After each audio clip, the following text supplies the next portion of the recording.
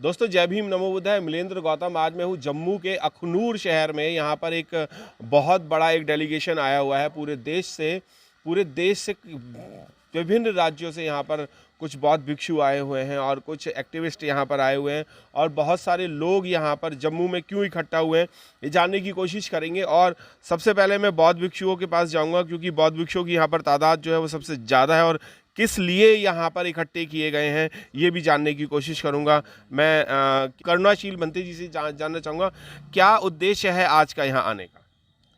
आज का उद्देश्य ये है कि जम्मू में जो एकमात्र बौद्ध कालीन अवशेष है सम्राट अशोक के द्वारा निर्मित, जहाँ महाकारुणिक बुद्ध का दांत भी रखा हुआ है, तो ऐतिहासिक दृष्टि से ये स्थल बहुत महत्वपूर्ण है और काफ़ी लंबे समय से ये उपेक्षित रहा है और लोग इसको जानते भी नहीं थे।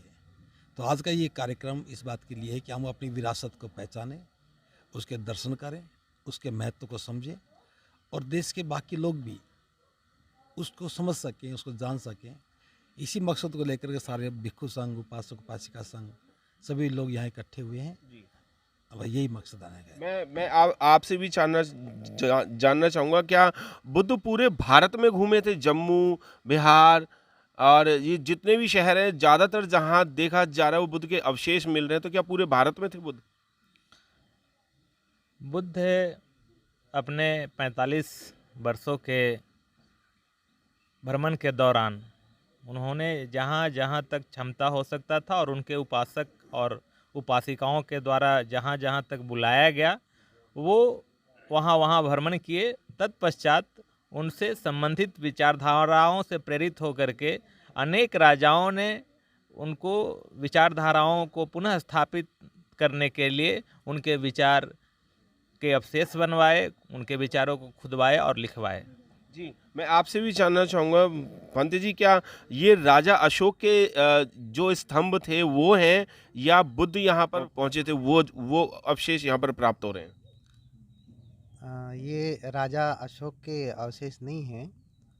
ये जो है बुद्ध के शिष्यों का, जैसे विशेष रूप से एक ग्रंथ है मिलिंद प्रश्न, यहाँ पे एक बनते हुए हैं, बनते नागसेन और एक राजा मिलिंद, मिनांडर नरेश रहे हैं सियालकोट के, आपके यहीं बगल में पड़ेगा पाकिस्तान में। राजा मिलिंद और बनते नागसेन हैं। तो बनते नागसेन और राजा मिलिंद का यहाँ पे एक संवाद हुआ है जी, जिसमें बौद्ध धर्म का थोड़ा भ्रम था जो राजा को। उसने भंते नागसेन से प्रश्न किया और भंते नागसेन ने विभिन्न प्रकार की उपमाओं से जो है उसका निस्तारण किया है, उसका सही उत्तर दिया है। बिल्कुल। इन दोनों लोगों का विशेष संवाद है जो मिलिंद प्रश्न के रूप में जो है संग्रहित है। तो ये स्थान इसके लिए बहुत ही महत्वपूर्ण है। प्लस यहाँ पे जो है चौथी बौद्ध संगीति का आयोजन किया गया था। मैं आपसे भी जानना चाहूँगा कि आपको कब पता चला कि यहाँ पर बुद्ध के अवशेष मिल रहे हैं? सभ्यता काल उसको कहा जाए, जिससे संबंधित जो इस विचारधारा से विद्वान लोग हैं, जो शोध करते रहे हैं और शोध के दरमियान खनन का भी प्रयास करते रहे हैं, जिससे बहुत कुछ अवशेष के रूप में आते रहा है, जिससे ये साबित होता है कि ये भारत ही नहीं संपूर्ण एशिया ये बौद्धमय था। अवशेष भारत में नहीं पूरे वर्ल्ड में मिल रहे हैं। आप ईरान इराक तक भी चले जाएंगे तो वहाँ भी बुद्ध के अवशेष मिलते हैं। बनते बता दूं कि दिल्ली से नहीं और पूरे भारत से यहाँ पर लोग जो हैं वो इस चीज़ को ही जानने आए हैं कि आखिर यहाँ पर बुद्ध के अवशेष हैं तो वो है क्या चीज़। ऑर्गेनाइजिंग टीम भी है यहाँ पर, मैं उनसे भी बात करना चाहूँगा कि आखिर उन्हें कब पता चला और कैसे पता चला।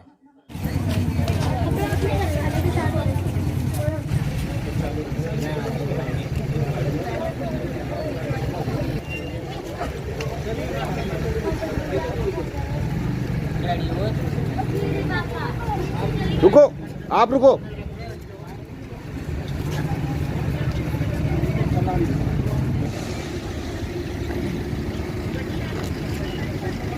आप आगे बढ़ेंगे।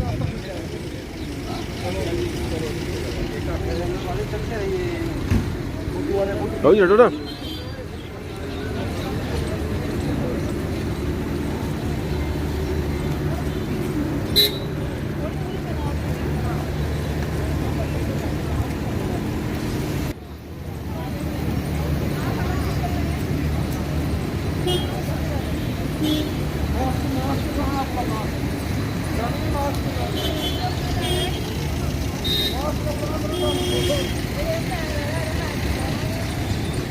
भैया मास्क डालो। झुलाना तो जाना है।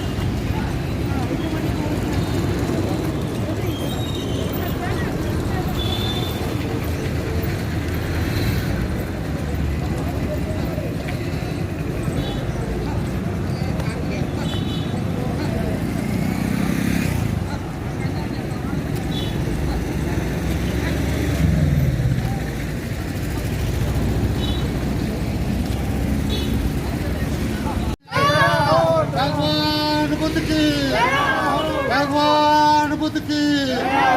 जब तक सूरज चांद रहेगा, नाम रहेगा। जब तक सूरज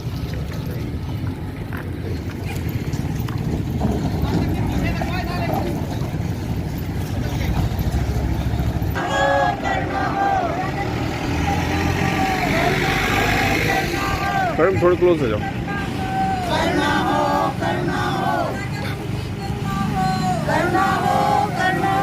बौद्ध धर्म की क्या पहचान? मानव मानव एक समान। बौद्ध धर्म की क्या पहचान? मानव मानव चलो।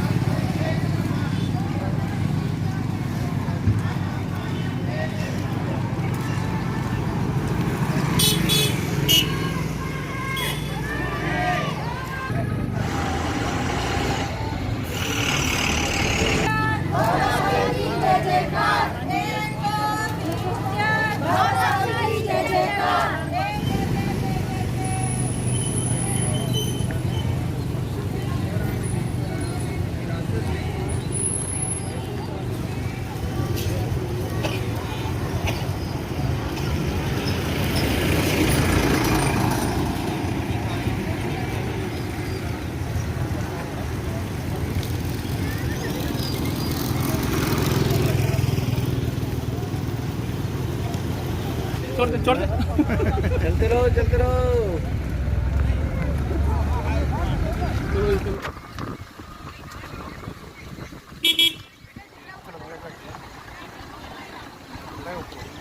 अखनूर में हूँ यहाँ पर जम्मू में, और जम्मू में यहाँ पर जो है वो धम्म यात्रा निकल चुकी है। और आप देख सकते हैं कि सबसे पहले कतार में जो है वो बौद्ध भिक्षु हैं, और बौद्ध भिक्षु जो हैं वो दोनों साइड में कतार में लगे हुए हैं। सीनियरिटी के हिसाब से बौद्ध भिक्षु यहाँ पर लगे हुए हैं। और मैं आपको बता दूं कि यहाँ पर जम्मू में जो ये कार्यक्रम हो रहा है बहुत ही ज़बरदस्त और शानदार है, क्योंकि पूरे भारत से यहाँ पर लोग यहाँ पर आए हुए हैं और विभिन्न राज्यों से, पूरे देश से यहाँ पर लोग हैं। मैं आपको ये भी नहीं बता सकता कि कौन कौन से राज्यों से हैं, क्योंकि राज्य भी बहुत सारे हैं और सबकी गिनती करूँगा तो बहुत ज़्यादा हो जाएंगे। और बौद्ध भिक्षुओं की जो ये पूरी कतार है वो बहुत लंबी है। छोटे छोटे बच्चे भी हैं। यहाँ पर पंचशील उन्होंने ले रखा है।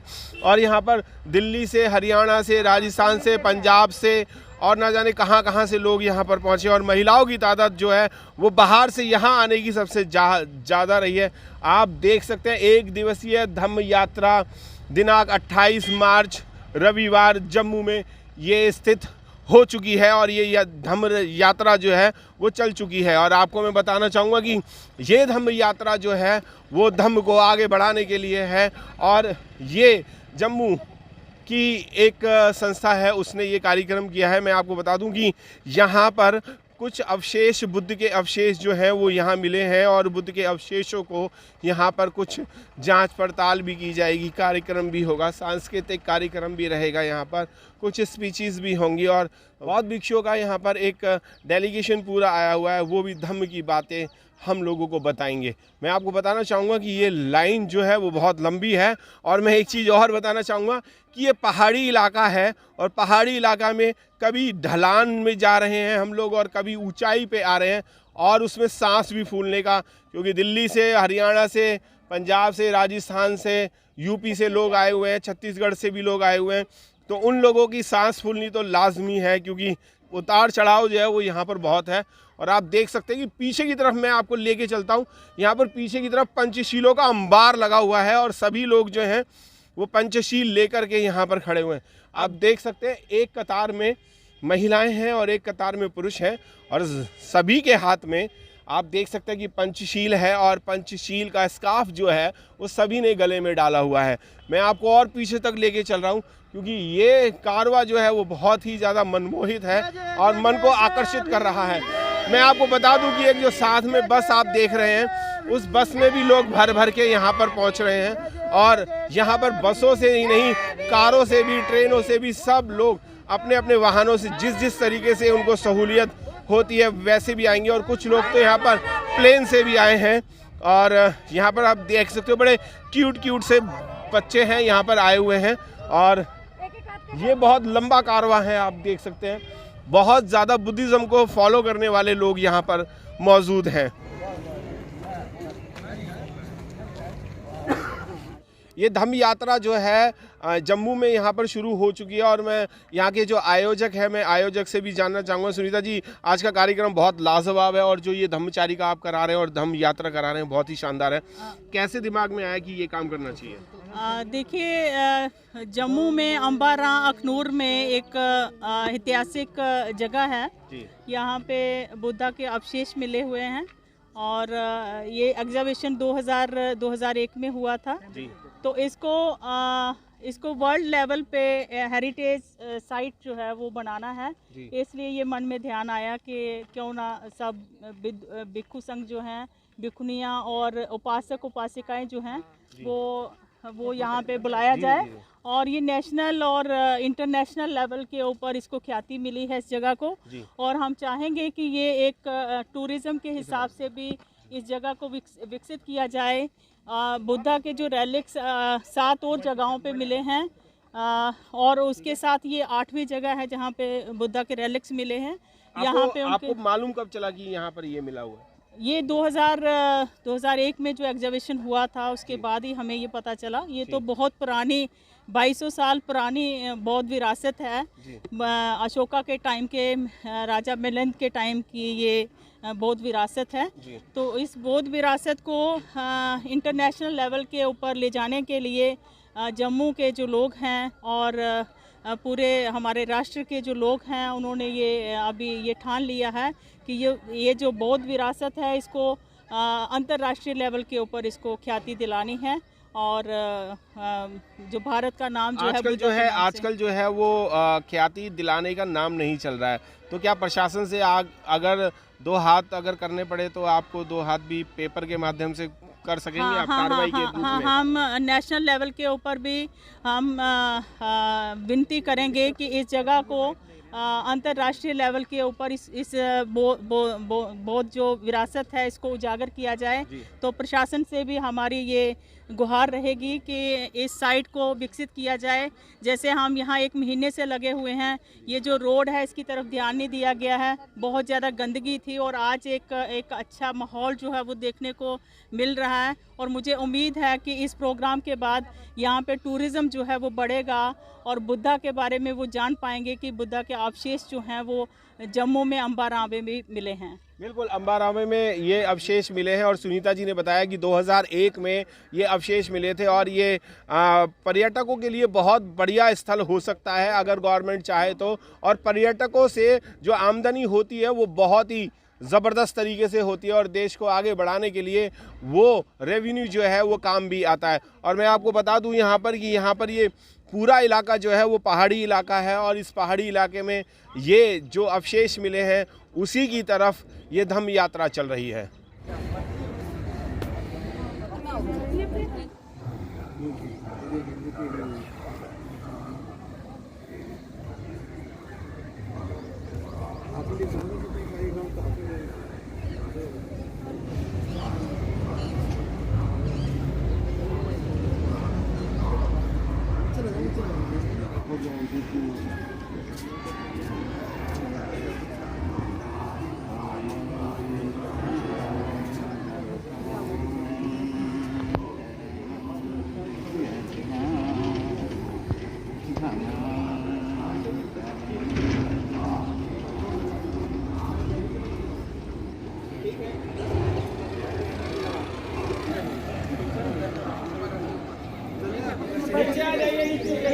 जाओ, आप सभी यहीं से नीचे चले जाओ, नीचे आ जाओ सभी, आप सभी नीचे आ जाओ, नीचे आ जाओ।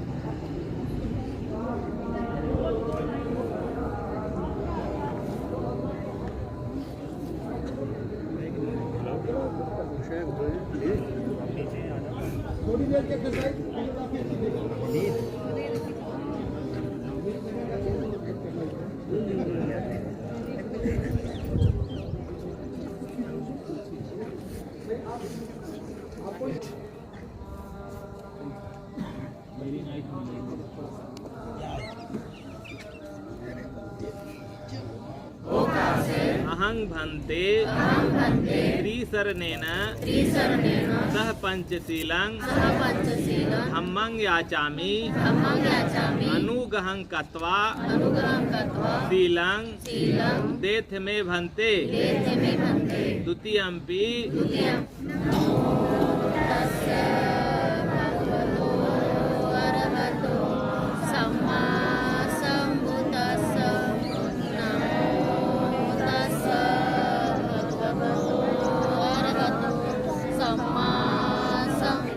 पदं समादियामि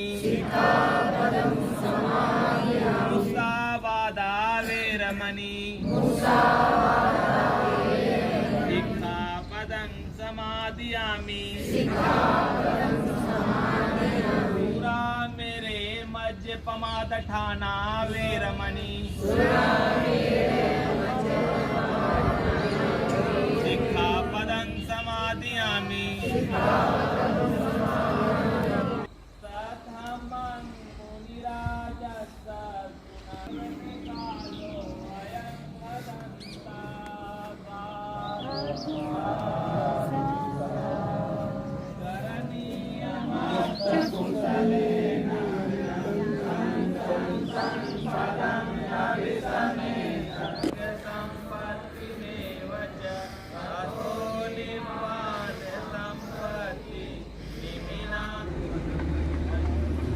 बुद्ध का जो समय रहा 563 ईसा पूर्व रहा,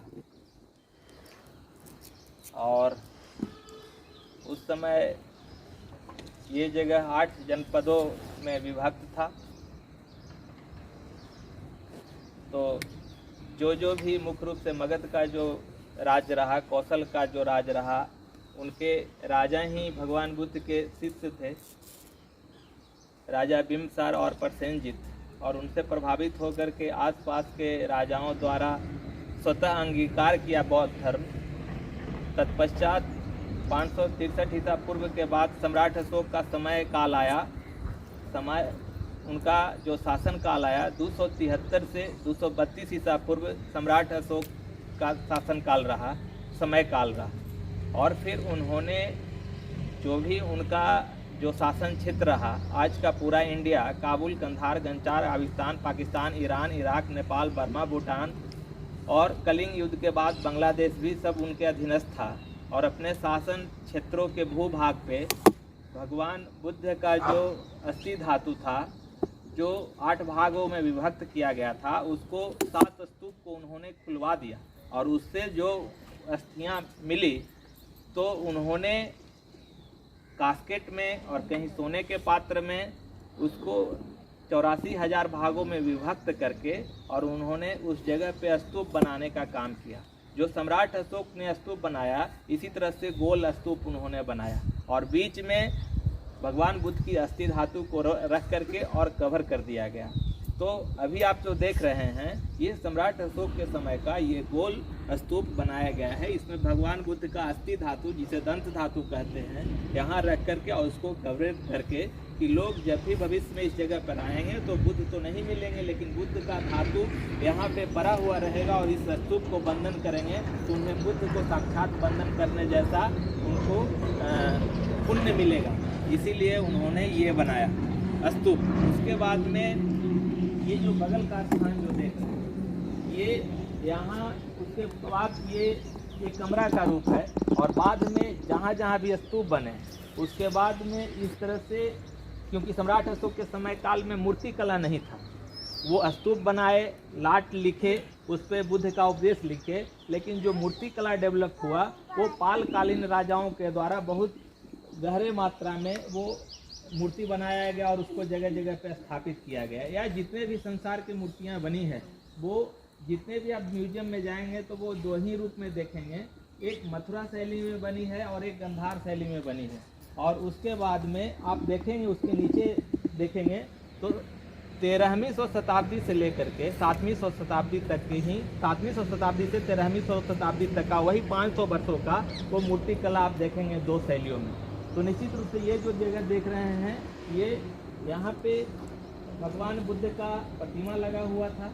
और जो भी बगल में जो सब देख रहे हैं 8 का ये 3 तल्ले का ये पूरा कंप्लीट बुद्ध विहार था। क्योंकि जो ये परिधि देख रहे हैं, इसकी अगर हम लोग इसकी ऊंचाई को देखेंगे तो ये कम से कम 20 से ऊपर 25 फीट तक जाएगा, क्योंकि 20 फीट तक तो इसका गोलाकार जाएगा और उसका जो ऊपर जो गुंबद होता है वो उसके ऊपर जाएगा। तो ये 3 तल्ले का कंप्लीट बुद्ध विहार था। और ये देखें 8 करके ये चारों तरफ 34 और इधर का जो साइड था इधर भी वो बुद्ध विहार कंप्लीट था। ये जो बीच में देख रहे हैं वो पिलर नुमा किया गया। और जहाँ जहाँ आप देखेंगे कि वहाँ पे बीच में एक गोल स्तूप है जो उस समय से निर्मित है। और उस समय 3 लोगों का स्तूप बनाने के लिए बुद्ध ने ही आदेश दिया था। एक तो बुद्ध का, दूसरा अरहत बौद्ध भिक्षुओं का, और तीसरा जो चक्रवर्ती सम्राट होता था उसका। 3 लोगों का स्तूप बनाने के लिए बुद्ध ने ही आदेश दिया था। तो देखिए वहाँ पे एक गोल स्तूप है और उसके बाद में देखिए जो चौकार स्तूप है।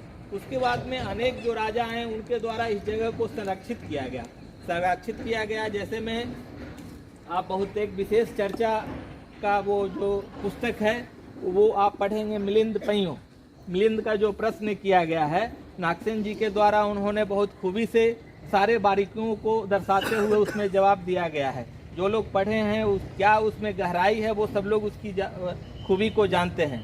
और उसके बाद में पालकालीन राजाओं के द्वारा भी यहाँ संरक्षित किया गया है समय समय पर। तो तब से लेके अब तक जितने भी बौद्ध अनुयायी संरक्षित रहे सभी के द्वारा कुछ न कुछ यहाँ काम किया गया है। और ये कालांतर में ये जगह जो ये बगल में देख रहे हैं, जितने भी सभ्यता पूर्व में निर्मित हुए थे वो नदी के किनारे ही निर्मित हुए थे। क्योंकि उस समय संसाधन जो था बिल्कुल नाव था, और नाव जहाँ आने जाने का वही साधन था, और उसी के किनारे काफ़ी सभ्यताएं विकसित हुआ था। इसीलिए मगध का जो राजधानी है राजगिरी होते हुए भी उसको पाटलिपुत्रा पटना स्थित किया गया था। क्योंकि पाटलिपुत्रा एक छोटा सा गांव था, पाटली ग्राम उसको बोलते थे। पाटली मतलब होता है ये गुलाब, और पुत्र मतलब होता है आप जानते ही हैं बेटा, ठीक है। तो इसीलिए उस जगह पे शिफ्ट किया गया था क्योंकि वो नदी के किनारे बसा हुआ था। तो पूर्व समय में जितने भी सभ्यता विकसित हुआ है वो नदी के किनारे ही विकसित हुआ था, मान के चलिए यही मेन रोड था। तो इस तरह से आपने यहाँ के बारे में जाना। और यहाँ सब बौद्ध भिक्षुओं का साधना का अध्ययन का ये केंद्र रहा। जो आप बगल में देख रहे हैं वो निर्मित, यहाँ जो आप ईंटें देख रहे हैं कुछ तो उस समय का है, कुछ जो खुदाई हुआ आर्कोलॉजिकल डिपार्टमेंट ऑफ इंडिया की तरफ से उसके द्वारा भी व्यवस्थित किया गया है। उसकी पहचान क्या है, उस समय 2-3 चीज़ों से ये बनाया जाता था, उसकी बारीकियों को आप जान सकते हैं।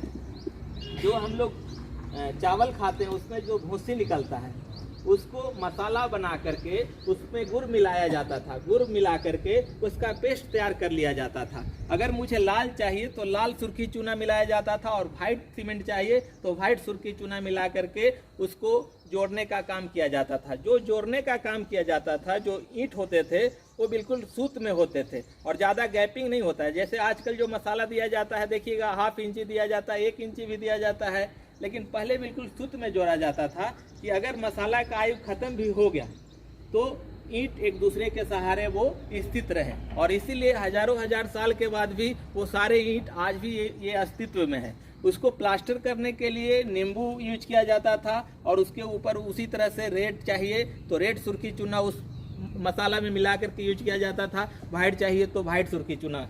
तो ये जो देख रहे हैं कंप्लीट बुद्ध विहार है, जहाँ यहाँ बौद्ध भिक्षु रहा करते थे, ध्यान साधना किया करते थे। ये सारे जो देख रहे हैं सारे कमरे हैं और निश्चित रूप से इस क्षेत्र का जो इलाका था बौद्धमय रहा और यहाँ उपासक आते थे, श्रद्धा से बौद्ध भिक्षुओं को दान देते थे, धर्म प्रवचन सुनते थे और ये बहुत बड़ा एक केंद्र था इस क्षेत्र का। तो निश्चित रूप से ये कंप्लीट बौद्ध विहार है जहाँ हम लोग आज आए हुए हैं और निश्चित रूप से हम लोग इस जगह पे महाप्रस्थान करके बहुत पुण्य अर्जन किया है। ये जो पुण्य है आपके हर दुख सुख में जब इस पुण्य को याद करेंगे तो वो आपका साथ देगा और आपको चित्त को सुख और शांति प्रदान करेगा। तो आगे का जो कार्यक्रम है उसके अनुसार हम लोग आगे की प्रस्थान करेंगे और इसी तरह से हम लोग उकरू बैठ करके 3 बार पुनः इस स्तूप को वंदन करेंगे, क्योंकि यहाँ साक्षात बुद्ध का दंत धातु के रूप में स्तूप है और बुद्ध साक्षात हमारे सामने हैं। ठीक है, तो हम लोग 3 बार वंदन करेंगे, बोलेंगे बुद्धं नमामि, धम्मं नमामि और संघं नमामि। तत्पश्चात उपासक लोग बैठे रहेंगे और बौद्ध भिक्षु लोग पुनः जाएंगे पंडाल के कार्यक्रम में। ठीक है, धन्यवाद। साधु साधु बोलिए बुद्धं नमामि, धम्मं नमामि, संघं नमामि। दोस्तों अभी यहाँ पर बुद्ध वंदना हुई है और बुद्ध वंदना के बाद सभी लोग जो है वो मेन पंडाल में पहुँच रहे हैं जहाँ पर ये कार्यक्रम हो रहा है। अभी भंते जी ने बताया था कि इसकी महत्वता क्या है, बुद्ध के शासन में या बुद्ध काल में क्या रहा था और कैसे रहा था। मेरे साथ दिल्ली प्रदेश के दी बुद्धिस्ट सोसाइटी ऑफ इंडिया के अध्यक्ष हैं, मैं उनसे भी जानने की कोशिश कर रहा हूँ। सर कैसा लगा पूरी टीम के साथ आए और आपको यहाँ का एक इतिहास भी पता चला आज? सर बिल्कुल गौरवान्वित महसूस हुआ है और बिल्कुल रोम रोम मेरा बुद्ध के प्रति है। और यहाँ पर आज आके जो बुद्धिस्ट साइड है जो सम्राट अशोक के समय की, आज ऐसा बुद्ध विहार जो सबसे पुराना हमारे को इंडिया में पाया गया है, आज हम उस जगह पर खड़े हैं जहाँ पर बुद्ध वंदना, धम्म वंदना, संघ वंदना ही की गई है। पूरे भारत से जो डेलीगेशन आए हैं तमाम संगठनों के, बहुत अच्छा लग रहा है। किसी एक संगठन के बैनर के नीचे नहीं, तमाम धम्म का कारवा, धम्म के लोग, धम्म बंधु सब यहाँ पे मिले हैं उपासक उपासिकाओं के बीच में। आज हमारे को बहुत अच्छा महसूस हो रहा है। बिल्कुल, बहुत अच्छा तो लगेगा ही, क्योंकि जब बुद्ध की बात आती है तो बुद्ध की बात आते ही आदमी के तन मन में एक शांति, जोश और भाईचारे का एक मैसेज पहुँचता है। क्या कहना चाहेंगे आज के लिए? आप यहाँ पर जम्मू में आए हैं, इस स्थल पर पहली बार पहुँचे हैं क्या आप? सर मैं पहली बारी यहाँ जम्मू आया हूँ और ये जो अखनूर जो जगह है जहाँ अम्बारन में आज जो है हमारे पूजनीय भिक्खु संघ के द्वारा हम सब लोगों को त्रिशरण पंचशील दिया गया और मंगल कामनाएं की गई और यहाँ के इतिहास के विषय में पूरा बताया गया कि सम्राट अशोक के समय और महाराजा कुषाण के समय पे ये बौद्ध यहाँ निर्माण हुआ था बुद्ध विहार का। और पीछे जो आप स्तूप देख रहे हैं जिसको हमने नमन किया, ये यहाँ भगवान बुद्ध की जो अस्थि हैं या उनके शरीर का जो पार्ट है वो यहाँ रखा है। तो ये बहुत ही बौद्ध अनुयायियों के लिए एक पवित्र और बहुत ही अनमोल जगह है और यहाँ आके मुझे बहुत ही एक आनंद की अनुभूति हो रही है। और इस कार्यक्रम के जो आयोजक हैं जिसमें सुनीता जी हैं और जो यहाँ की जो रविदास कमेटी भी है, उन्होंने पूरे देश के लोगों को बुलाया, तो मैं उनके लिए भी बहुत बहुत साधुवाद दूंगा। और जितने भी देश से लोग आए हैं बढ़ चढ़ के इस कार्यक्रम में हिस्सा लिया है, तो ये बहुत ही आज बहुत ही मतलब एक सुखमय और एक आनंदमय हमको लग रहा है। तो मैं पुनः ढेर सारी शुभकामनाएं आपके लिए भी मिलंदर जी और सुशील जी के लिए भी जो और सुनील जी के लिए, अनिल सागर जी के लिए कि हम लोग भी दिल्ली से चल के आए हैं, हमारी महिला संगठन भी आई हैं, तो सबके लिए बहुत बहुत साधुवाद। बिल्कुल सर, साधुवाद आपको भी। और सुख में, जी हाँ बिल्कुल, जैसे मास्टर जी ने कहा कि सुख में एक मन में प्रतीत हो रहा है। अनिल सागर जी हैं जो बीएसपी पूर्व महासचिव भी रहे बीएसपी के दिल्ली प्रदेश में। क्या महसूस हो रहा है आज यहाँ पर आकर के कि बुद्ध जो हैं वो हर पृथ्वी के एक एक कण में हमें दिखाई दे रहे हैं, मौजूद हैं और उनके सबूत भी मिल रहे हैं हमें? जी, सभी को सबसे पहले जय भीम नमो बुद्धाय। आज जम्मू में हम लोग यहाँ पर आए हैं जी, और सभी भिक्षुगण भी यहाँ पर मौजूद थे और बड़ा ही ये स्थल है, ऐतिहासिक स्थल है जो लुप्त था हम दिल्ली वालों के लिए। अभी जिस तरीके से भंते जी ने बताया कि सम्राट अशोक के समय में जो 84,000 जो स्तूप बनाए गए थे पूरे देश के अंदर, उसमें से एक स्तूप यहाँ भी है जिसको बौद्ध विहार का रूप दिया गया था जी, जहाँ भगवान बुद्ध की जो अस्थियाँ थीं, अस्थियों को 84,000 भागों में बांटा गया था और बांटने के बाद फिर यहाँ भी उसमें से एक अंश जो था बुद्ध का, उस अंश को अस्थि के रूप में यहाँ भी स्थापित किया गया था। जी जी जी। तो ये तो बड़ी खुशी की बात है कि पूरे देश के अंदर जहाँ मानवतावादी विचारधारा की बात की जाती है, बौद्ध धर्म की बात की जाती है, वहाँ पर ऐसे ऐसे अवशेष मिलना और यहाँ पर मतलब ऐसे ऐसे स्थापित चीज़ें मिलना दर्शाता है कि चीज़ें कि पहले जो देश था वो बौद्ध में था, मतलब शासन ही बौद्धों का शासन था इस देश के अंदर। और बड़ी शर्म की बात ये है कि यहाँ पर हमारे लोग, मतलब हमें भी, दिल्ली वालों को भी और पूरे देश के लोगों को, मतलब ये चीज़ें लुप्त थी, हमें मालूम ही नहीं था कि यहाँ पर हमारा भी एक स्थल है। और मैं तो यही निवेदन करना चाहूँगा लोगों से कि यहाँ पर भारी से भारी संख्या में आएँ और सरकार से निवेदन करें और मांग करें कि यहाँ पर फिर से बौद्ध ऐतिहासिक जो बौद्ध स्थल है, बौद्ध विहार का जो रूप यहाँ पहले दिया गया था, जो सम्राट अशोक ने स्थापित जो किया था, बनाया था, उसको फिर उसी आकार में इसको दिया जाए। ये हमारी मांग है, सरकार से ही मांग है और यहाँ जो बौद्ध अनुयायी हैं उनकी भी यही मांग है। जी बिल्कुल, मांग यही है कि जो 2001 में यहाँ पर ये खुदाई के दौरान ये बुद्ध विहार मिला था और जैसे प्राचीन काल में, बुद्ध काल में ये बुद्ध विहार था, उसी तरीके से इसको दोबारा से बनाया जाए या फिर इसी के बिल्कुल बराबर में कोई ज़मीन लेकर के उस बुद्ध विहार को उसी तरीके से बनाया जाए और ये ऐसी ऐतिहासिक चीज़ जो है ये ऐसे ही लगी रहे। 2001 में ये खुदाई में यहाँ पर मिला था और जम्मू में है ये स्थित। और मैं आपको बता दूं कि ये जो पूरा एक गोल गुंबद है, इस गोल गुंबद पे ही जो मेन बौद्ध भिक्षु हुआ करते थे वो यहीं पर ही बैठ करके और बौद्ध भिक्षुओं को चारिका के लिए, धम्मचारिका के लिए बताया करते थे।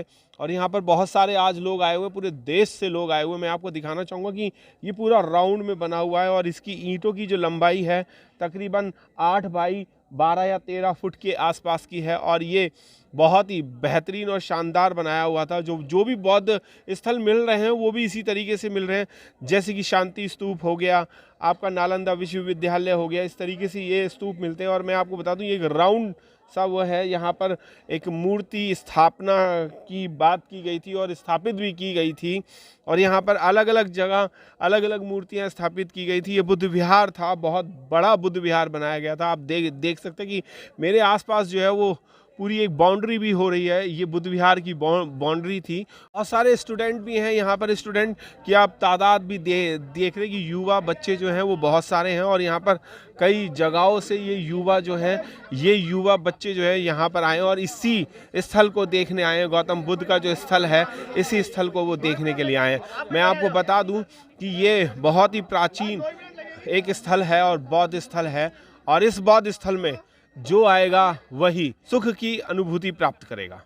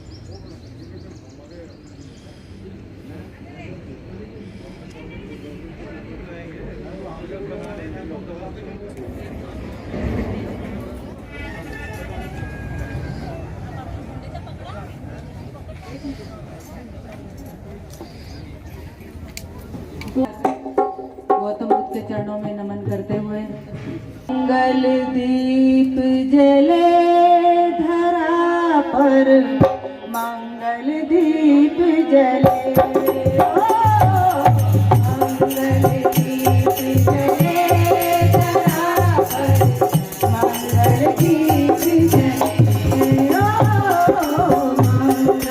दीप जले, मंगल दीप जले धरा पर, मंगल दीप जले।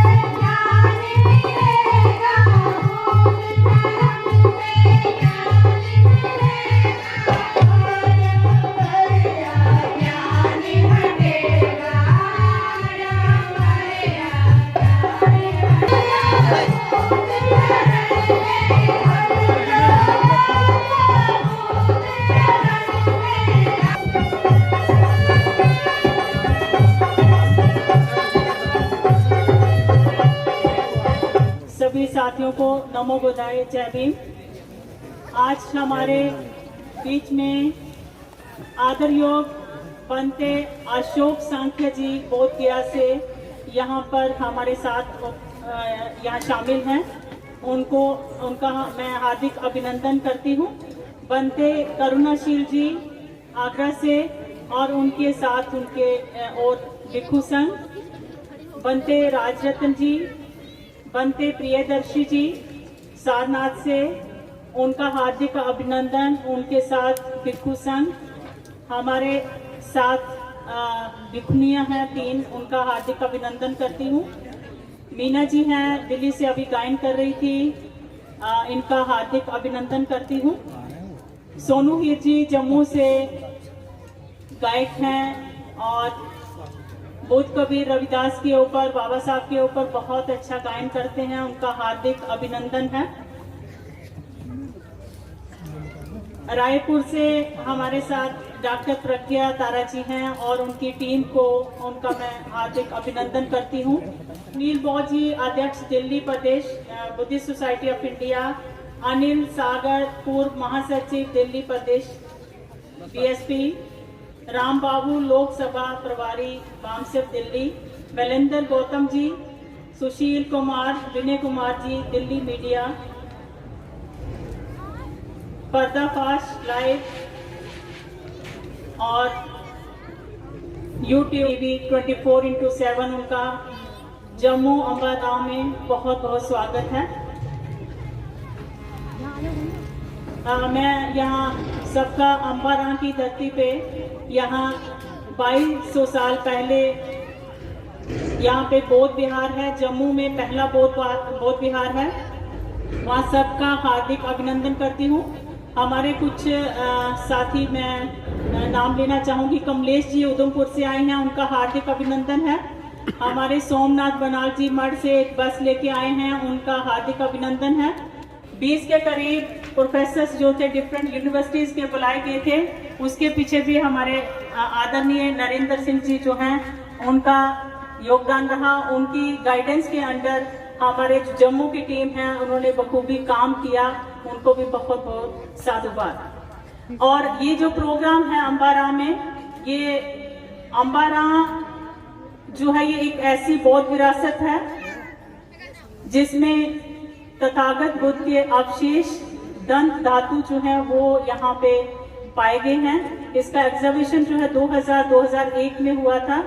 उसके बाद यहाँ पे कोई ज्यादा प्रशासन की तरफ से कोई ज्यादा तवज्जो नहीं दी गई, जबकि हम बाहर के देशों में जाते हैं और ये बोलते हैं कि हम बौद्ध की धरती से हैं, बुद्धा की धरती से हैं, लेकिन यहाँ पे बुद्धा तथागत बुद्ध के अवशेष हैं अम्बारां में, इसकी तरफ अभी कोई इतना ध्यान नहीं दिया गया है। तो इस प्रोग्राम को करने का एक ही मकसद है कि अपनी सांस्कृतिक जो चर्चा है वो हम यहाँ आज करेंगे। मेरा सभी साथियों से अनुरोध है जो इस मंच से बोलेंगे, वो सिर्फ बाबा साहब की जो किताब है बुद्ध और उनका धम्म, सिर्फ उसी के ऊपर चर्चा होगी। सांस्कृतिक चर्चा है इस, क्योंकि ये हमारा सांस्कृतिक प्रोग्राम है, इसमें हम किसी के बारे में कुछ बोल के किसी को ठेस पहुंचाना नहीं चाहते। मैं ये कहना चाहूंगा कि जम्मू कश्मीर की हिस्ट्री में एक पहला मौका है जब पूरे देश से भिक्षु संघ एक साथ जहां आए हैं। ये जम्मू कश्मीर की जितनी भी जनता है सभी के लिए हार्दिक, सभी के लिए हर्ष का विषय है। और दूसरी बात, ये हमारी जो अम्बारां की जो धरती है ये भी धन्य हो गई। लेकिन मैं ये कहना चाहूंगा कि आज से 2200 साल पहले, आज से 2200 साल पहले भी जहां के जो लोग थे जो डिफरेंट प्रदेशों से आए, तब भी जो यहाँ पर उनका स्वागत करते थे, वो आज ही स्वागत करने जा रहे हैं। जहाँ के जो अम्बारां के जहाँ के लोग हैं, आज भी उनकी तरफ से पूरे भिक्षु संघ का और सभी लोगों का हार्दिक अभिनंदन। और मैं ये कहना चाहूंगा कि जी आज के प्रोग्राम का मकसद क्या है। क्यों प्रोग्राम रखा गया, किसने प्रोग्राम रखा। ये पहली बार शुरुआत कहां से हुई, कैरियर काउंसलिंग का प्रोग्राम हमारे सीनियर कमांडेंट नरेंद्र सिंह जी ने रखा था, जहां पर 1000 बच्चे से ज्यादा बच्चे उनकी काउंसलिंग हुई और कम से कम 5 लाख रुपए की किताबें उन बच्चों को बांटी गई। 20 प्रोफेसर जो आए थे डिफरेंट प्रदेश से, उन्होंने काउंसलिंग की और 20 वो प्रोफेसर जहां पर आए थे, जब वो अंबाला की धरती पर आए, उन्होंने कहा ये दुनिया का 8वां स्थान है जहां पर बुद्धा के रेलिक्स हैं।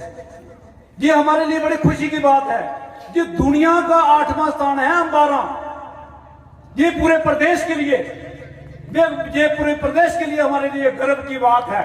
और आज का जो प्रोग्राम है उसका मकसद जो है, मकसद है कि अंबाला की माटी की जो खुशबू है पूरे दुनिया के अंदर पहुंचाना इसका मकसद है। देश के अंदर ही नहीं, पूरी दुनिया के अंदर पहुंच जाना इसका मकसद है। आज एक देश की दूसरे देश के साथ, एक मजहब की दूसरे मजहब के साथ जंग लगी है, नफरत है। इस नफरत के दौर में ऐसे प्रोग्राम कर रहे हैं जहां पर शांति हो, ये हमारे लिए बहुत जरूरी है। और ये तथागत गौतम बुद्ध जी ने आज दुनिया में उनका कोई पैरेलल नहीं। सबसे बढ़कर शांति प्रिय अगर कोई मजहब है तो है बुद्धिज्म, इसका कोई पैरेलल नहीं है। तो जहां की जो हमारी संस्कृति है इसको बढ़ावा मिले और हम अपने महापुरुषों के बारे में, तथागत गौतम बुद्ध जी के बारे में, उन्हीं के ऊपर धर्म चर्चा होगी और प्रवचन होंगे। और हमारे जो सांस्कृतिक कार्यक्रम है, जहां भजन मंडली हमारी गोरखपुर से जो हमारी मंडली यहाँ कबीर मंडली आई हुई है, इनका भी यहाँ पर इस धरती पर हार्दिक अभिनंदन है। ये वहां से चलकर जहाँ कबीर गायन करने के लिए आए हैं, ये बड़ी हमारे लिए बड़ा खुशी का विषय है। और इसके साथ ही हमारे गुरु रविदास जी महाराज, उनका भी जहां पर मंडली आई है, सोनू हीर जी जो कि हमारी कौम के हीरे हैं, वो जहां पर आए हुए हैं। हमारे अगर हम तथागत गौतम बुद्ध से शुरू करें, वहीं से हमारी शिक्षाएं आप जानेंगे कि वही एक पीरियड था, वही एक वक्त था जिस भारत के अंदर, इस भारत के अंदर औरतों और मर्दों को बराबरी थी। अगर भिक्षु संघ थे तो उनके साथ भिक्षुणी भी थी, वरना इस देश के अंदर लेडीज महिलाओं को कभी बराबरी का हक नहीं मिला। उसके बाद जहां पर गुरु रविदास जी महाराज आए, उन्होंने बराबरी का दिया। उन संत मीरा को नामदान देके सभी को बराबरी का दर्जा दिया, औरतों और मर्दों के बराबर किया। और उसके बाद कबीर जी महाराज, सतगुरु कबीर जी महाराज आए। हमें हर्ष है कि आज पूरी दुनिया के अंदर उनका गायन होता है, उनके दोहे हैं जो मन को शीतल करते हैं, सारी दुनिया के अंदर गाए जाते हैं। और जो हमारा जो बुद्धिज्म है, ये हमारा जो साइंटिफिक धर्म है, साइंटिफिक। और मैं ये भी कहूंगा कि हमारी जो बातें साइंटिस्ट नहीं बोल सके, एजुकेशनल नहीं कह सके, वो हमारे संतों ने की हैं। तथागत गौतम बुद्ध जी ने एजुकेशन के ऊपर जोर दिया। और हमारी दुनिया के अंदर सबसे बड़ा जो केंद्र थे, शिक्षा के केंद्र जो तक्षशिला थी या नालंदा यूनिवर्सिटी थी, बाहर से लोग पढ़ने के लिए आते थे। वही शिक्षा आगे चलकर सतगुरु रविदास जी महाराज ने कही, माधव विद्या हित कीन विवेक दीप मलिन। एजुकेशन के ऊपर कितनी बात कही। उसके आगे चलकर राष्ट्रपिता ज्योतिराव फूले ने वो क्रांति की ज्योति, जो एजुकेशन की जो ज्योत थी, उसको पकड़ा। और सावित्रीबाई फूले, जिन्होंने महिलाओं के हाथ में कलम पकड़ाई, पहली है हमारी औरत है। हमें इस बात का गर्व है कि जम्मू के अंदर भी हमने रेजोल्यूशन पास करा के कारपोरेशन में बहुपोर्ट के अंदर उनकी बहुत बड़ी मूर्ति लगाई जाएगी। हमारे लिए अच्छी बात है। हमें इकट्ठे रहना सिखाया इन्होंने, संतों महात्मा ने इकट्ठे रहना। माधव विद्या हित कीन विवेक दी मलिन। इसके साथ ही साथ संगत मिल रही है माधो जैसे मधुमक्खीरा। हमें ऐसे इकट्ठे होकर रहना जैसे हम शहद की मक्खियां रहती हैं। आप शायद जानते नहीं शहद की मक्खी में कितने गुण होते हैं। हमें उस तरह रहना है, भेड़ बकरियों की तरह नहीं, उस तरह रहना है। तो मैं अपने ज्यादा वक्त न लेता हुआ मैं एक बार पुनः हमारे माननीय वंदनीय हमारे बंते जी हमारे जो बीच में है, हमारे लिए बड़ी जम्मू कश्मीर के लिए और खासकर अंबाराम की धरती में जितने लोग हैं उनके लिए बड़ी खुशी की बात है। और जितने भी डिफरेंट प्रदेशों से यहाँ पर लोग आए हुए हैं मैं उनको भी एक पुनः हार्दिक अभिनंदन करता हूँ पूरे अंबाराम की धरती की ओर से।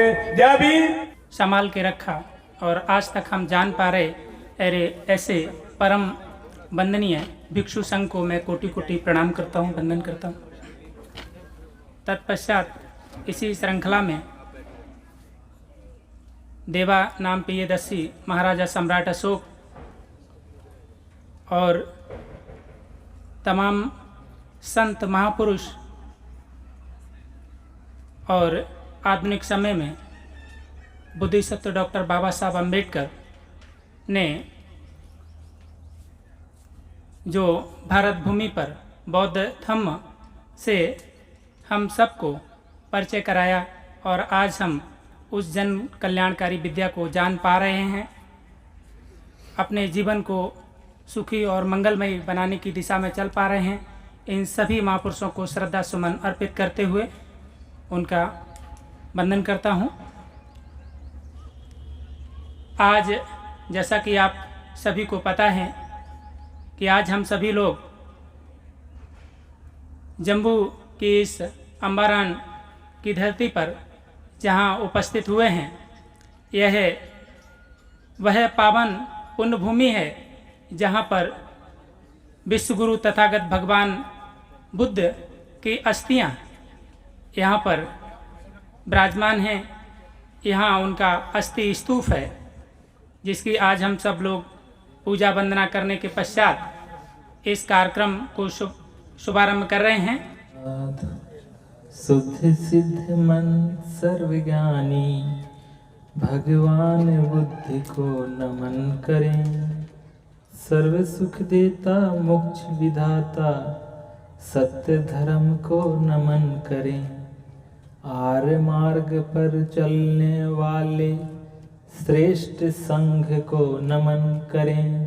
बुद्धं धम्मं संघं शरणं यह तिसरन को नमन करें। साधु साधु साधु। सृष्टि के सारे तथ्यों से अवगत तथागत बुद्ध को नमन करते हैं। तथागत के विचारों को जम्बू द्वीप के अलावा अन्य द्वीप पर भेजने वाले ऐसे महान चक्रवर्ती सम्राट अशोक को नमन करते हैं। तत्पश्चात हमारे समाज के अग्रदूत रूप में आए हमारे संत पुरुष रैदास जी, जो 13वीं शताब्दी से लेकर के 14वीं और 15वीं के शुरुआत तक जिन्होंने हमारे समाज को दिशा निर्देश देने का काम किया, हम उन्हें सशक्त नमन करते हैं। तत्पश्चात संत कबीर जी को नमन करते हैं। शिक्षा का दीप जलाने वाले ऐसे ज्योतिबा फूले, सावित्रीबाई फूले जी को हम नमन करते हैं। और पुनः हाँ जी, मैं प्रयास करूंगा कि सरल हिंदी का शब्दों का उपयोग करने के लिए। तत्पश्चात इस भारत भूमि पर जब बुद्ध विचार मुरझा चुके थे, ऐसी स्थिति में पुनः 14 अक्टूबर 1956 को दीक्षा ग्रहण करके अपने सारे 5 लाख अनुयायियों के साथ में ऐसे पुनः मुरझाए हुए बुद्धिज्म रूपी फूल को पुनः पल्लवित करने वाले और हमारे दादा साहब डॉक्टर भीमराव अंबेडकर जी को कोटि कोटि नमन करते हैं।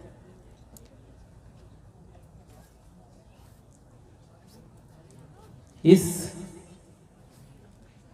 अम्बारन की धरती पर, अखनूर की धरती पर, जहाँ पे आज हम लोग उपस्थित हैं और जिस सभा को संचालन करने के लिए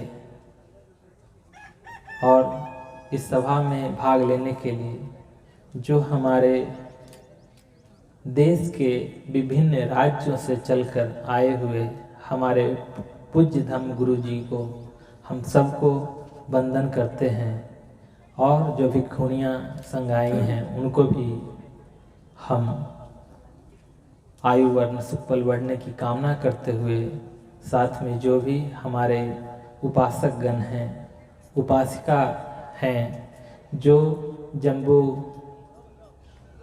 की धरती से और आसपास के राज्यों से चलकर आए हैं, उन सभी को और इलेक्ट्रॉनिक मीडिया, प्रिंट मीडिया और शासन और प्रशासन के जितने भी सहयोगी अधिकारी गण हैं और जो दृश्य अदृश्य रूप में ये सभा को संचालन करने में जो स्थानीय कमेटी अपना जिम्मेवारियां निभाई है, उन सभी लोगों को मैं आयु वर्ण सुख और बल बढ़ने की कामना करते हैं, उन्हें आशीर्वाद देते हैं कि ऐसी पुनः ताकत मिले कि बार बार ऐसे पुनः कार्य को करते रहें। प्रिय उपासक उपासिकाओं, हम लोगों के पास बहुत बड़े विरासत के रूप में आज बुद्ध का विचार है। हम लोग इस दुनिया में आए हैं तो दो ही चीज की प्यास हम लोगों के मन में है, सबके मन में है। या तो हम सुख चाहते हैं और नहीं तो शांति चाहते हैं। सुख साधनों के द्वारा मिलती है और शांति तो साधना के द्वारा ही मिलती है। यही हम लोगों का जीवन का उद्देश्य है कि हमारे जीवन में यही दो चीज रहे, सुख और शांति, यही हम लोगों की चाहत है। पूर्व समय में भी जो लोग संत महापुरुष हम लोगों के बीच में आए, यही सुख और शांति की स्थापना के लिए हमारे शिक्षा गुरु के रूप में हमारे समाज में काम किए हैं। अब एक समय और परिस्थितियां रहा कि कभी वो भिक्षु के रूप में आपके धर्म गुरु आए, कभी ऐसी भी परिस्थितियां रहा कि इस वस्त्र को धारण करने पर अनेक पाबंदियां थी, तो सादे ड्रेस में ही रह करके वो हमारे समाज को शिक्षित करने का काम वो करते रहे। आज हम चर्चा बुद्ध विचारों की करेंगे। इसके लिए हम लोगों को 2600 वर्ष पीछे चलना पड़ेगा। उन दिनों इस देश का नाम जम्बू द्वीप था जी। आज हमें बहुत खुशी है कि जिस प्रदेश में हम आज इकट्ठा हैं, एकत्रित हैं, वो जम्बू द्वीप और ये जम्बू।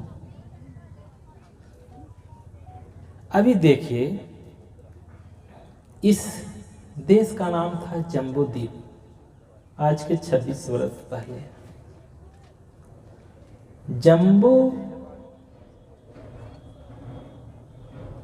जो शब्द है पाली भाषा का शब्द है और जो जामुन फल होता है वर्तमान समय का, उस समय ये जगह पे बहुत ज़्यादा मात्रा में था। और ये जो जगह था, द्वीप मतलब देश हो गया, तो ये जम्बू द्वीप था। ऐसे तरह से बगल वाले जो था वो लंका द्वीप हुआ, तो द्वीप मतलब वो राष्ट्र हो गया, आज के भाषा में देश हो गया। तो समय के साथ, परिस्थितियों के साथ नाम बदलते गए हमारे देश का भी। सम्राट अशोक के समय तक ये जम्बूद्वीप ही रहा। जब सम्राट अशोक ने तीसरी संगायना कराकर बहुत सारे भक्ति लोगों ने और साथी विद्वान लोगों ने बहुत सारी बातें कही हैं। उन सभी बातों का निचोड़ एक निकलता है कि आखिर अब हमको करना क्या है। और मैं बहुत एक छोटी सी कहानी के मार्फत इसको बता देना चाहता हूं। जैसे हम सब आप लोग बैठे ना, तो ऐसे ही एक बार तथागत बुद्ध प्रवचन कर रहे थे। तो जब प्रवचन खत्म हुआ तो एक महिला उठ के आई और कहने लगी कि हे तथागत, आपने जो कुछ भी कहा वो मेरी समझ में नहीं आया, मुझे तो और सरल भाषा में बताओ। कहा क्या था? कहा था कि सब पापस्य कर्णं कुशलस्य उपसंपदा सचित्त प्रयोत्पन्नं एतं बुद्धानुशासनं। चूंकि बुढ़िया अनपढ़ रही होगी तो भाषा समझ में नहीं आई। कहने लगी तथागत, मुझे तो सरल सी भाषा में बता दो, मेरी समझ में नहीं आया। तो तथागत कहते हैं कि मैंने जो कहा है उसे आप ऐसे मानो कि सभी पाप कर्मों को मत करना, यानी कुशल कर्म करना, अकुशल कर्म मत करना, अपने चित्त को निर्मल करना, यही मेरा कहना है। तो वो कहने लगी, मुझे तो ये भी पता नहीं है कुशल कर्म कौन से होते हैं और अकुशल कौन से होते हैं, और सरल भाषा में बताओ। तो तथागत बुद्ध कहते हैं कि जिस काम को करने से बहुत सारे लोगों का फायदा होता हो वो तो कुशल कर्म है, और जिस काम को करने से बहुत सारे लोगों का नुकसान होता हो वह अकुशल कर्म है। तो बोले, अब तो मेरी बात कुछ समझ में आई। और अपने चित्त को निर्मल करना, बिना मैल के रखना, यही मेरा कहना है। तो दोस्तों, मुझे भी यही बात समझ में आई कि जिस काम को करने से समाज का नुकसान हो रहा है भाई उसे मत करना। बहुत सारे लोग दूर दूर से आते हैं, नंगे पैर आते हैं, भूखे पेट आते हैं, और यहाँ जम्मू में और जम्मू से भी पार पता नहीं कहाँ कहाँ कोई रहते हैं, उनके चक्कर में खूब आते जाते रहते हैं। कृपया ऐसी जगह ना जाएं, और जाएं तो ऐसी जगह जाएं जहां जाकर एक एक शब्द से अपना जीवन सार्थक हो जाता है। जिन जिन लोगों ने, जब जब लोग तथागत बुद्ध की, बाबा साहब की, संत रविदास की और भी बहुत सारे बाबों से उनकी वाणी को सुना, उसको आत्मसात किया, उसको जाना पहचाना, उन सभी लोगों का कल्याण हुआ। दोस्तों, मेरा तो ऐसे ही कल्याण हुआ है और मुझे उम्मीद है कि आपका भी ऐसे ही होगा। इसी के साथ मेरी बात खत्म हो जाती है।